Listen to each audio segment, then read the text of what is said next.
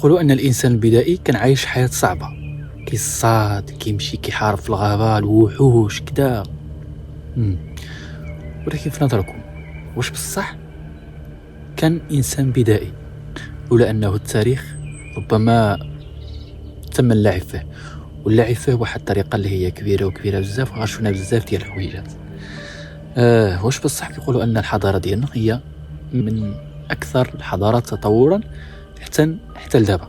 واش بصح هذا الشيء صحيح، او لا انه كانت في الماضي شي حضارات اللي لحد الان باقي ما وصلناش حتى من المعشار او الربع اللي بلغات ليه هذه الحضاره هذه؟ غادي نتسنى الجواب ديالكم في التعاليق، وانا غادي نتامل في هذه الحجره اللي لقيتها الصراحه اللي عجيبه.